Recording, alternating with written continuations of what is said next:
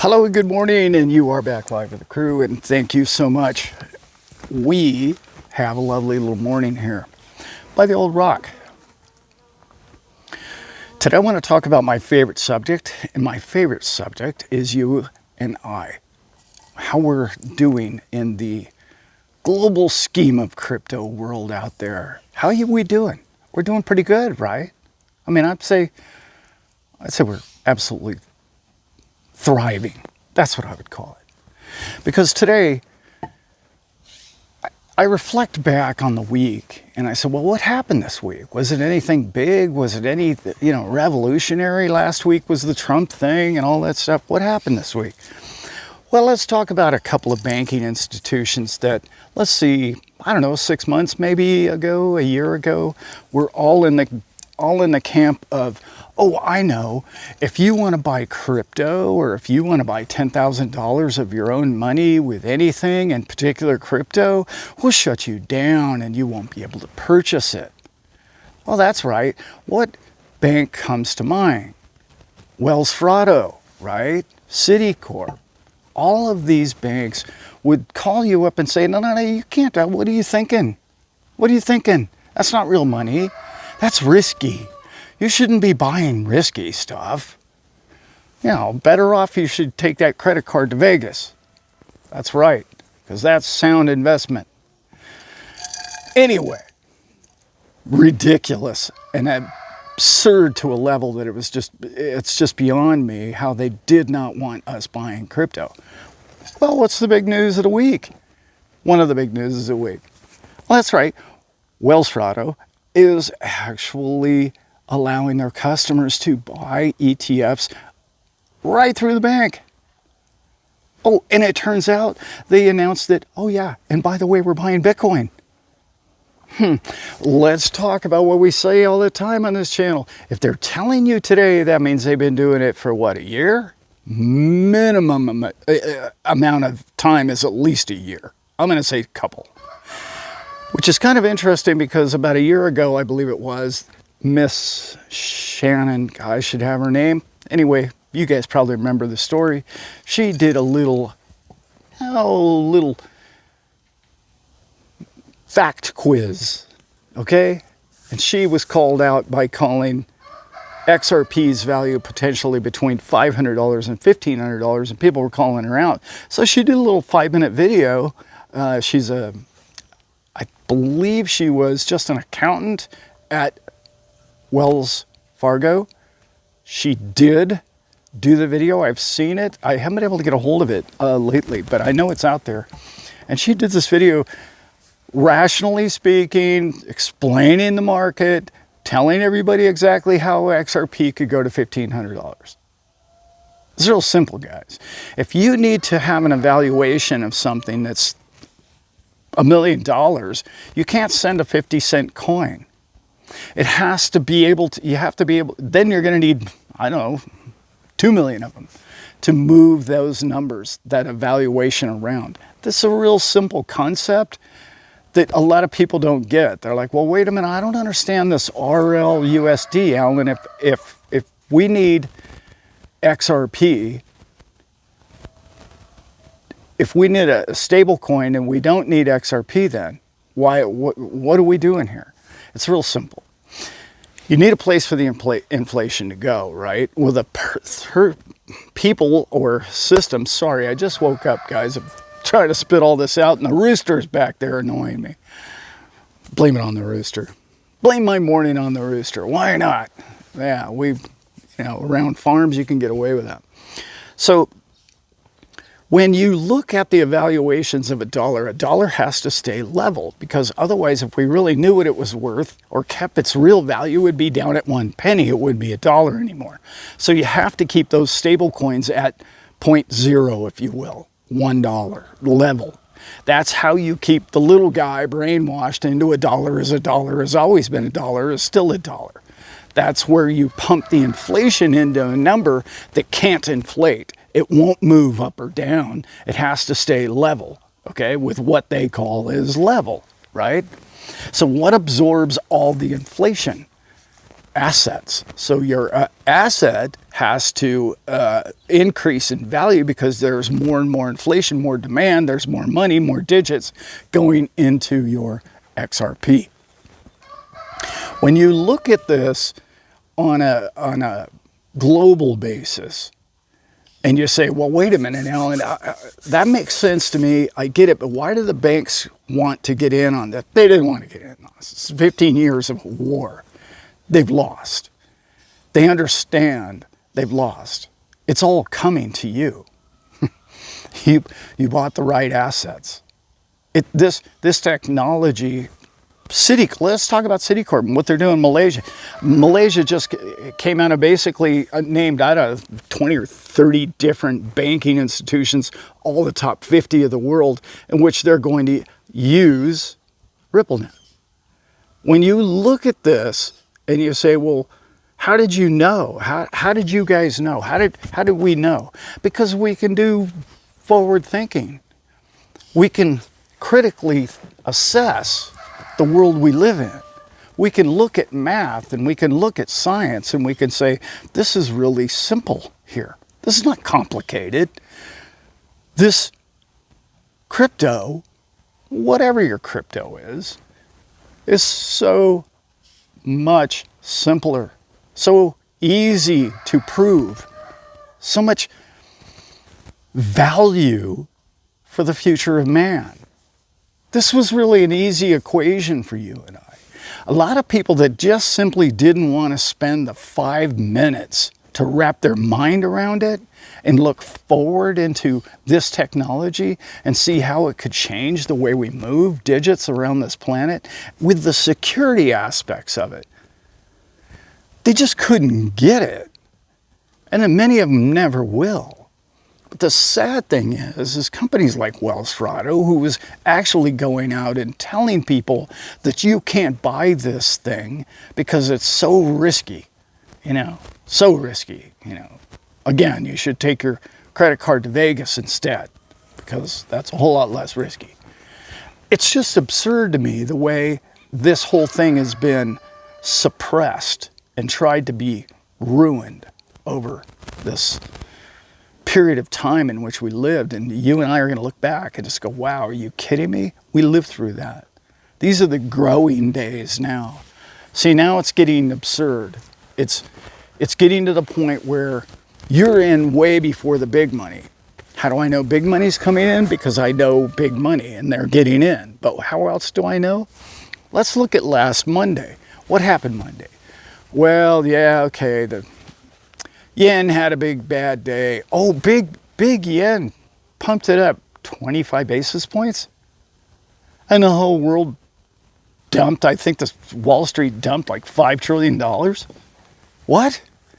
I'd say this system's just a bit fragile, wouldn't you? I mean, that's just absurd to me. When I look at it, I'm like, 5 trillion? It was that easy? Huh. It could be a rocky road going forward. So when I looked at that, I said, well, okay, let me look around and dig around and who bought what. Isn't it interesting that all the wallets, I'm talking about Bitcoin at this time, all the wallets that had less than 10 coins in it, not all of them, obviously, but the majority of those wallets sold their coins Monday. And you say, huh, I thought the liquidity event was everybody trying to get out of the most liquid things on Saturday and Sunday so that they could cover their margins come Monday morning. Kinda. But it actually was a panic event. It was, again, like last week's video, a capitulation moment. So all the little guys, again, please, little guys, we're all little guys, please hang in there. Don't sell on that Monday. Because what do we know about all the wallets that had over 100 coins in it? They added billions of dollars. So the big coins, the smart money, that's institutional money, the banking money, all of the money who plays the money game is purchasing Bitcoin on all the drops. And they're taking all the little onesies and twosies from the little guys' wallets. It's sad, but it's true. Now let's go back to the Wells Fargo thing. They wouldn't let the little guy buy the onesies and twosies out of their bank account. Now they're selling them ETFs because they found a way to profit from it. Now they're going to sell you the coin that before they wouldn't allow you to buy because they couldn't make a nickel on it. But now they can actually make money on selling you the coin that you always knew was going to be successful, but yet they wouldn't allow you to buy. And yet, they're not really announcing any of this yet. They're not really putting it out on Main Street. It's not on Bloomberg. Rush out and buy your crypto tomorrow, you idiots. Do it now. No, they're not there yet. They'll get there. We're getting there, though. Because what's happening is the float, in particular with Bitcoin, is the little onesies and twosies, it's harder and harder to shake them out than it ever was before. That futures market, where they keep shorting the futures market on the other end, it's not working any longer. Every time we have a dip, they get bought up. Look, XRP dropped again 10, 12 cents, and it, boom, bump right back up.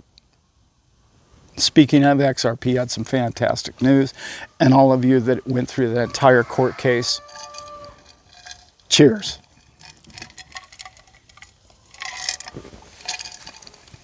Oh, swallowed an ice cube on that one. You made it. You did it. We did this. You did this. You did this. We didn't do it. You did it. This is an important time for XRP in particular. This is a global adoption. There's a list of 20 or 30 banks globally that are admitting that they're working with RippleX, RippleNet. They're all admitting it now. They're admitting it to each other. And that's a foundational level. Okay? That's fundamentals. That is true. That is fundamentals. However, it is not retail yet. This next bull wave, where the retail comes in, is going to have the blessing of all banking institutions and all financial networks. Stop and think about that. When the cell phone industry came along, were you able to buy fiber optic companies? Yeah, but it was really scarce and it wasn't well known and nobody really knew who those companies were. Think about this. Everybody knows what a Bitcoin is. Everybody knows, most people know what Ethereum is. Most people are learning that cryptocurrencies are cryptocurrencies. And most people know people that have made a lot of money in them. That is the epitome of man's exuberance for prosperity. I've never seen anything like it. This wave in which is coming with the backing and support of institutions and nation states and financial institutions is going to blow people's minds. Is it going to be really fast? I don't think so. I think it's going to be a slow trickle because, like I said, there's too many banking institutions out there right now that are buying and they're not telling anybody they're buying. All of these people have been buying. Like I say on this channel, 2 years ago I was telling you Goldman Sachs was buying. I mean, I even had brokers from Goldman Sachs say, no, that's not true. We're not buying that. We don't know what you're talking about now. I'm like, oh, yeah? Well, how come you're announcing it now? How come you're announcing it? You just fell out of bed last week and decided to buy cryptocurrencies? I'm not buying that at all. That's not how you people do business. Maybe you in your office didn't understand that corporate was buying those coins because they were, clearly. Who bought the bottom, guys? The bottom was what, a year ago? Who bought the bottom? Did you?